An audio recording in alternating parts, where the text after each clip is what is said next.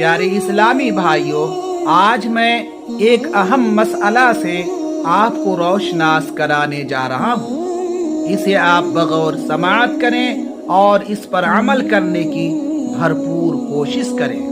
प्यारे इस्लामी भाइयों, हलाल जानवरों का उजड़ी खाना कैसा है? मकरूह तहरीमी है या मकरूह तंज़ीही है? और अगर मकरूह तहरीमी है तो कुर्बानी के जानवरों की ओझड़ी का क्या हुक्म है? कुर्बानी के जानवरों की ओझड़ी क्या किया जाए?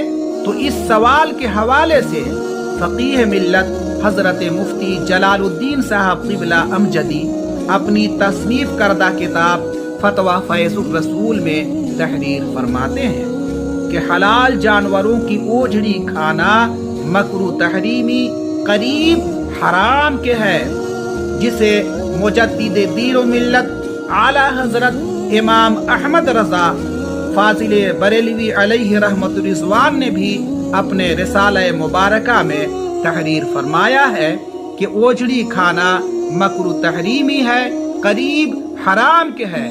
लिहाजा कुर्बानी के जानवर की ओझड़ी किसी महफूज मकाम पर गहरा गड्ढा खोद कर दफन कर दी जाए, और अगर भंगी उठा कर ले जाए जो ओझड़ी खाना पसंद करते हैं उन्हें लेकर जाने दें, उन्हें मना न करें। लेकिन इतना जानने के बाद भी बहुत से लोग ओझड़ी और आंत खाने पर बजीद रहते हैं, और जब उन्हें रोका जाता है तो वो यही कहते हैं कि ओझड़ी और आंतें खाना तबीयत पर है, जिसकी तबीयत चाहे खाए और जिसका दिल न चाहे न खाए।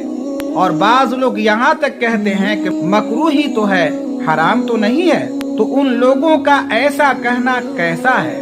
और ये भी बताऊंगा कि हराम और मकरूह तहरीमी में क्या फर्क है। आप मेरे साथ बने रहें। फकीह मिल्लत हजरत मुफ्ती जलालुद्दीन साहब क़िबला अमजदी फतवा फैज़ुर रसूल में तहरीर फरमाते हैं हराम और मकरूह तहरीमी के हवाले से।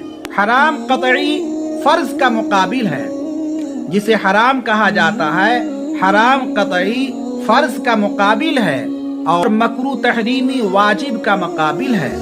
यानी जिस तरह वाजिब का करना लाजिम और जरूरी है, उसी तरह मकरूह तहरीमी से बचना भी लाजिम और जरूरी है। और हराम का एक बार कस्दन करने वाला यानी जानबूझकर करने वाला गुनहगार मुर्तकिबे कबीरा व फासिक है, और मकरूह तहरीमी का एक बार करने वाला गुनहगार और चंद बार ऐसा करने वाला मुर्तकिबे कबीरा व फासिक है। तो आप खुद फैसला कर सकते हैं कि आपके लिए ओझड़ी और आते खाना कैसा है। और ये कहना कि मकरूह तहरीमी ही तो है, हराम तो नहीं है, आपने मसला समाअत कर लिया है। मकरूह तहरीमी को जो बार बार दोहराता है वो कैसा गुनहगार होता है। अल्लाह रब्बुल इज्जत ने इंसानों को अशरफुल मखलूकात बनाया है और उन्हें साफ सुथरी ग़िज़ा खाने का हुक्म भी इनायत फरमाया है। और ओझड़ी में और आंतों में ग़िलाज़त भरी हुई रहती है। तो फिर आपकी तबीयत ये कैसे गवारा करती है कि ऐसी चीज़ों को खाई जाए? लिहाजा मुसलमानों को ऐसी ग़िज़ा से बचने की भरपूर कोशिश करनी चाहिए, जिसे अल्लाह रब्बुल इज़्ज़त ने और उसके प्यारे हबीब हुज़ूर सय्यद आलम सल्लल्लाहु तआला अलैहि वसल्लम ने खाने से मना फरमाया है।